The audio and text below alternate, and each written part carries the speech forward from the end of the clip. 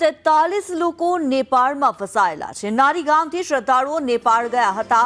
નેપાળમાં હિંસા થતા શ્રદ્ધાળુઓ ત્યાં જ ફસાઈ ગયા। એમએલએ જીતુ વાઘાણીએ ફસાયેલા લોકોની સાથે વાત કરી લોકોને સુરક્ષિત જગ્યા પર રહેવા માટે જણાવ્યું છે। ઝડપથી મુશ્કેલીમાંથી બહાર લાવવાની તેમણે ખાતરી પણ આપી છે। ત્યારે ભાવનગરના 43 જેટલા લોકો અત્યારે નેપાળની આ તંગદિલીભરી પરિસ્થિતિની વચ્ચે ફસાયેલા છે।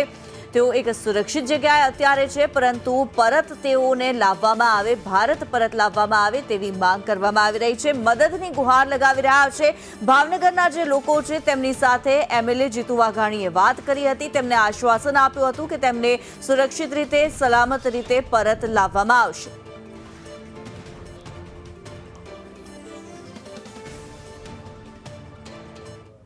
તો નેપાળમાં ફસાયેલા ભાવનગરના લોકો સલામત છે। ભાજપ ધારાસભ્ય જીતુ વાઘાણીએ નિવેદન આપ્યું। નેપાળની પરિસ્થિતિ સંવેદનશીલ છે।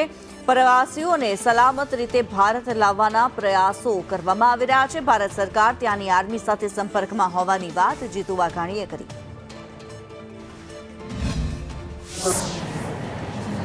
ભાવનગરના પણ લોકો, ગુજરાતના લોકો, ભારતભરના લોકો, નેપાળની જે પરિસ્થિતિ છે એ પરિસ્થિતિ સંવેદનશીલ છે અને પડોશી દેશ તરીકે આપણને પણ ચિંતા થાય એ વાત તો છે જ।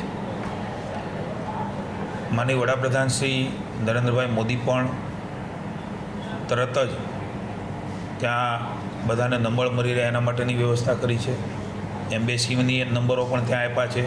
કેન્દ્ર સરકાર એ સતત ભારતીયો માટે ચિંતિત છે, એમને ભારત લાવવા માટે ચિંતિત છે।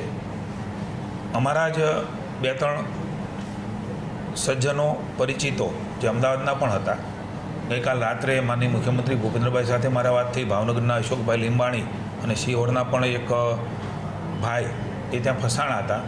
અમદાવાદના લોકોને એક હોટલમાંથી શિફ્ટ કરી દીધા, એનો પણ મને ફોન આવ્યો। અને જ્યાં સેફ છે ત્યાં પણ ત્યાંની આર્મી ભારત સરકારના કહેવાથી પહોંચી ગઈ છે। આપના પણ ધ્યાનમાં હશે। એટલે ભારત સરકાર અને માનનીય મુખ્યમંત્રી શ્રી ભૂપેન્દ્રભાઈ એ રાજ્યના અને દેશના આપણા નાગરિકો પરત આવે અને એને કોઈ જાનહાનિ ન થાય એના માટે સતત ચિંતા કરે છે। આપણા માધ્યમથી પણ મારી બાબતો